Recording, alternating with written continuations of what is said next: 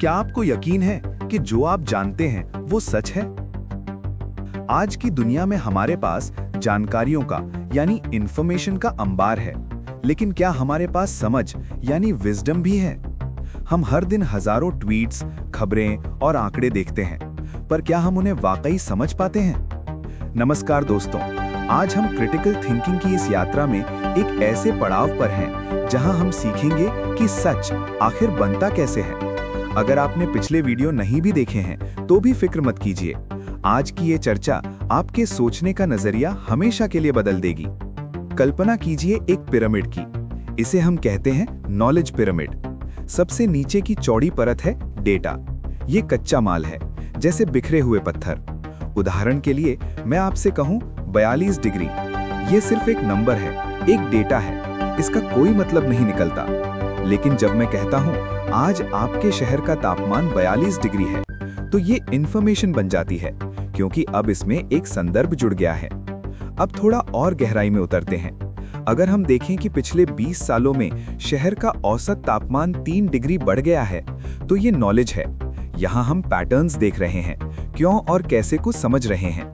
और सबसे ऊपर पिरामिड की चोटी पर है विजडम, यानी उस जानकारी के आधार पर सही फैसला लेना, जैसे ग्लोबल वार्मिंग को देखते हुए पेड़ लगाना या अपनी जीवन शैली बदलना। विडंबना देखिए, आज हमारे पास डेटा की बाढ़ है। लोग इंफॉर्मेशन से लदे हुए हैं, लेकिन विजडम की भारी कमी है। एक क्रिटिकल थिंकर कभी भी डेटा को देखकर इंप्रेस नहीं होता, वो डेटा की कुंडली निकालता है। मान लीजिए आप एक हेडलाइन पढ़ते हैं, रिसर्च से साबित हुआ कि चॉकलेट खाने से दिमाग तेज होता है। सुनने में कितना अच्छा लगता है ना? हम फौरन इसे शेयर कर देते हैं। लेकिन एक समझदार इंसान 3 सवाल पूछेगा। पहला, ये रिसर्च कितने लोगों पर हुई? दूसरा, क्या वाकई चॉकलेट से दिमाग तेज हुआ या उन लोगों की डाइट ही अच्छी थी? और तीसरा, सबसे जरूरी, क्या इस रिसर्च के पीछे किसी चॉकलेट कंपनी का पैसा तो नहीं लगा था? बिना कॉन्टेक्स्ट के डेटा सिर्फ एक आधा सच है, और आधा सच झूठ से ज्यादा खतरनाक होता है। कोहेन कहते हैं कि हमारा एजुकेशन सिस्टम अक्सर हमें रट्टू तोता बना देता है। हम याद करते हैं, पेपर पर लिखते हैं और पास हो जाते हैं। इसे कहते हैं रोट लर्निंग। ये क्रिटिकल थिंकिंग का सबसे बड़ा दुश्मन है। अगर आप सिर्फ जवाब याद रखते हैं तो आप सिर्फ पुरानी समस्याओं को हल कर सकते हैं, लेकिन दुनिया हर दिन नई चुनौतियां पेश करती है। यहाँ काम आती है ब्लूम्स टैक्सोनॉमी।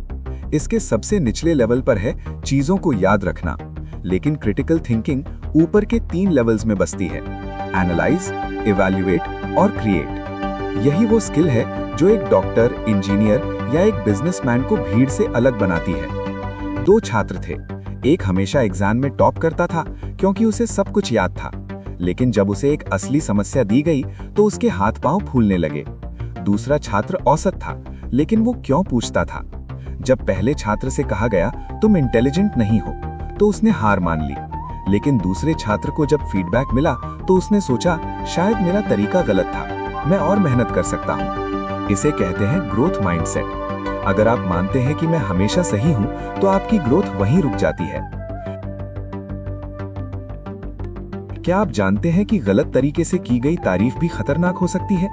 अगर हम किसी बच्चे की बुद्धिमत्ता की तारीफ करते हैं तो उसका ईगो बढ़ता है, लेकिन अगर हम उसके प्रयास की तारीफ करते हैं तो उसकी सहनशीलता बढ़ती है। अंत में एक गहरी बात, क्या ज्ञान पत्थर की लकीर है? जी नहीं, विज्ञान हमेशा बदलता रहता है। जो कल सच था वो आज गलत साबित हो सकता है। एक क्रिटिकल थिंकर कभी अंतिम सच के पीछे नहीं भागता, बल्कि वो सबसे बेहतर स्पष्टीकरण को अपनाता है। तो आज हमने देखा कि डेटा कच्चा है, जानकारी संदर्भ है, ज्ञान विश्लेषण है और बुद्धिमत्ता उसका प्रतिबिंब है। अगली बार जब आप कुछ पढ़ें या सुने तो रुकिए, खुद से पूछिए, क्या ये सिर्फ डेटा है जो आपके दिमाग की भीड़ बढ़ा रहा है, या ये वो बुद्धिमत्ता है जो आपके व्यक्तित्व को और साफ और पारदर्शी बना रही है? सोचिए, क्योंकि आपकी सोच ही आपकी सबसे बड़ी शक्ति है। और याद रखिए, बेहतर सोचने की शुरुआत सही सवाल पूछने से होती है।